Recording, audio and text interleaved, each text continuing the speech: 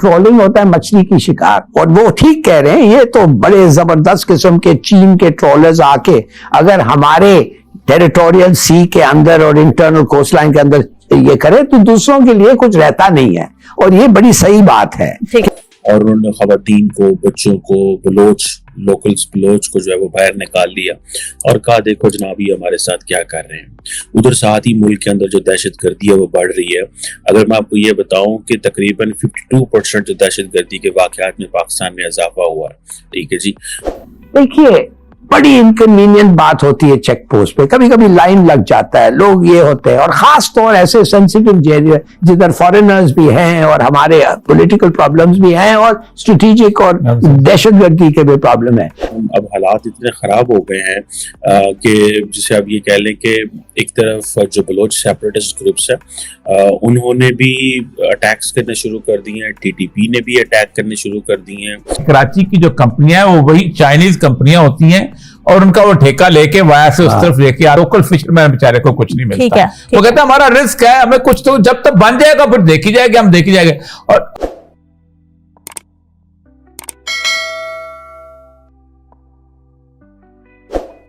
नमस्कार दोस्तों, स्वागत है आप सभी का आपके अपने चैनल पर। चीन को बलूचिस्तान से भगाने के लिए बलूचिस्तान के ग्वादर में भारी प्रोटेस्ट चल रहा है। चीन ने ग्वादर को डेवलप करने के लिए सीपेक के नाम पर अरबों डॉलर इन्वेस्ट कर रखे थे, पर अब सीपेक पर खतरे की तलवार लटक रही है। ग्वादर में बड़े बुढ़े बच्चों से लेकर औरतें तक सभी सड़कों पर हैं। पाकिस्तान पुलिस के एक सिपाही को लोगों ने पीट पीट कर मार दिया और ये प्रोटेस्ट और भी ज्यादा हिंसक होने की संभावना है। चीन ने बलूचिस्तान के लोगों का रोजगार बंद कर दिया था, इसलिए लोग भड़क गए। ग्वादर में लोगों का मेन रोजगार मछली पकड़ना था, लेकिन पाकिस्तान की सरकार ने चीन की बड़ी बड़ी कंपनियों को ग्वादर में मछली पकड़ने का ठेका दे दिया, इसलिए लोग बेरोजगार हो गए थे। तो लोगों का गुस्सा भी लाजमी है, लेकिन चीन और पाकिस्तान की सरकार को ये बहुत भारी पड़ने वाला है, क्योंकि सीपेक से हाथ धोना पड़ सकता है। तो दोस्तों आइए देखते हैं पाकिस्तान के मीडिया में क्या कुछ मातम मनाया जा रहा है। चैनल पर आने के लिए धन्यवाद दोस्तों। वीडियो को पूरा देखें, लाइक शेयर और सब्सक्राइब जरूर करें। जय हिंद। तकरीबन 52% जो दहशतगर्दी के वाकयात में पाकिस्तान में इजाफा हुआ है। ठीक है जी, और अगर खैबर पख्तूनख्वा को आप सिर्फ देखें तो सिर्फ 120 जो लॉ एनफोर्समेंट के लोग हैं वो उनकी जानें वहाँ पे गई हैं। और पाकिस्तान की जो अथॉरिटीज़ हैं जैसे NACTA national counter terrorism authority, वो तो ये कहते हैं कि मुल्क के अंदर जो दहशतगर्द है वो स्ट्रॉन्ग हुए हैं, टीटीपी जो है वो मजबूत हुई है। अच्छा, एक तरफ टीटीपी दहशतगर्द मजबूत हो रहे हैं, दूसरी तरफ बलूचिस्तान जैसे इलाके के अंदर जो है वो लोगों को हकूक ना मिलने की वजह से सिविल अपराइजिंग हो रही है। ठीक है जनाब, और ये चैलेंजेस हैं। This is what I am talking today with you. अब देखें कि हम तो समझ के बैठ गए थे 2015 से 2020 के बीच में के मामला ठीक है और ये सारा कुछ ठीक है, लेकिन अब हालात इतने ख़राब हो गए हैं कि जिसे आप ये कह लें कि एक तरफ जो बलोच सेपरेटिस्ट ग्रुप्स है उन्होंने भी अटैक्स करने शुरू कर दिए हैं, टीटीपी ने भी अटैक करने शुरू कर दिए हैं। जो बलोचों के सेपरेटिस्ट ग्रुप हैं वो दो प्रोमिनेंट हैं। बलोच नेशनलिस्ट आर्मी है, वो ज़्यादातर जिसे कहते हैं ना मुख्तलिफ जगहों पर अटैक करते हैं, मोटरसाइकिल बॉम्ब ये वो लगाते हैं। और एक बलोच लिबरेशन आर्मी है जिसे मजीद ब्रिगेड सुइसाइड भी कहते हैं, जिन्होंने कराची के अंदर कन्फ्यूशियस सेंटर के ऊपर भी हमला किया था। अब बेसिकली इससे दो फ्रंट हैं। एक तरफ आपने लड़ना है इन हार्डकोर मिलिटेंट टेररिस्ट से, और दूसरी तरफ आपने लड़ना है इस अपराइजिंग से। अब ये जो हक दो तहरीक है जो शुरू हुई है, वहाँ पे अगर आप देखें कि इसकी बहुत सारे लोग इसके साथ जुड़ गए। इसको सिर्फ एक ही डिसएडवांटेज है इस तहरीक को कि ये लाहौर और कराची में नहीं है या इस्लामाबाद में नहीं। अगर ये लाहौर कराची इस्लामाबाद में होती या इनका लीडर लाहौर कराची इस्लामाबाद का होता तो उसको पूरी दुनिया कवरेज देती। अब ग्वादर में कवरेज करना और वो सारा करना ठीक है जी, वो बड़ा मुश्किल है लोगों के लिए वहां पहुंचना, प्लान करना। अफसोस है कि चीन को छोड़ें, हम लोग खुद उनको एक ऐसा प्लान देना चाहिए, इसलिए कि ये एक वाइटल स्ट्रेटेजिक पोर्ट है। दूसरी बात, बिजली पता नहीं उसका वो हुआ ईरान से आता है, ठीक तरीके से आता है या नहीं आता है, क्या उनको ये आज मगर ट्रोलिंग, उसके बारे में मैंने कुछ दरियाफ्त की। देखिए, ट्रोलिंग होता है मछली की शिकार, और वो ठीक कह रहे हैं, ये तो बड़े जबरदस्त किस्म के चीन के ट्रोलर्स आके अगर हमारे टेरिटोरियल सी के अंदर और इंटरनल कोस्ट लाइन के अंदर ये करे तो दूसरों के लिए कुछ रहता नहीं है। और ये बड़ी सही बात है कि कुछ कंट्रोल उन पे होना चाहिए। ये हमारा जमीन है, हमारे लोगों के लिए है।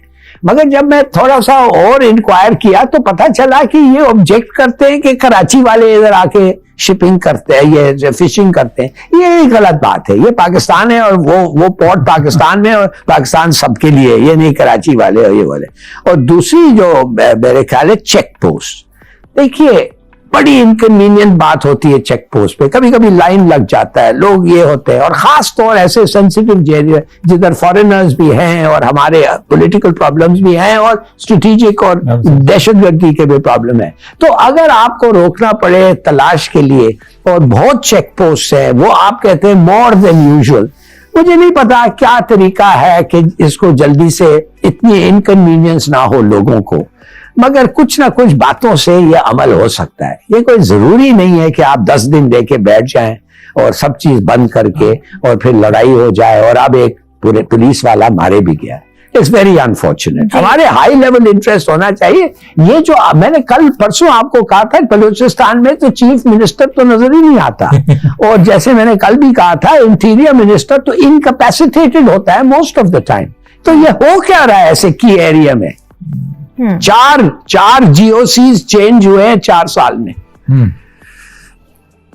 ठीक है, ओरिसा पर रिस्पॉन्ड करना चाह रहे हैं, लास्ट मिनट रह बस आखिरी मिनट में आपको बता दूं कि बुनियादी तौर पर ट्रोलिंग का कराची का एतराज यह है कि कराची की जो कंपनियां हैं वो वही चाइनीज कंपनियां होती हैं और उनका वो ठेका लेके वाया से उस तरफ लेके लोकल फिशरमैन बेचारे को कुछ नहीं मिलता। वो कहते हैं हमारा रिस्क है, हमें कुछ तो जब तक बन जाएगा फिर देखी जाएगी, हम देखी जाएंगे।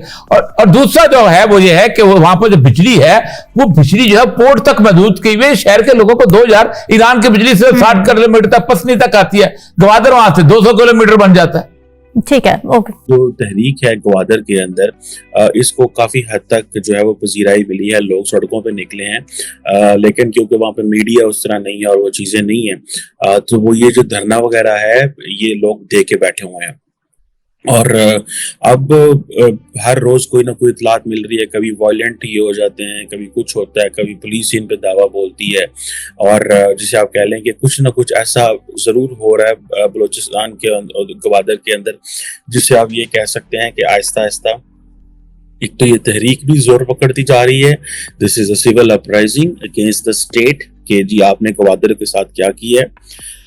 बलूचिस्तान के अंदर, ग्वादर के अंदर थोड़े दिन मैंने पहले आपको कहा था कि जो चाइनीज हैं वो भी निकल रहे हैं, कारोबारी मराकज और बैंक भी बंद कर दिए गए हैं।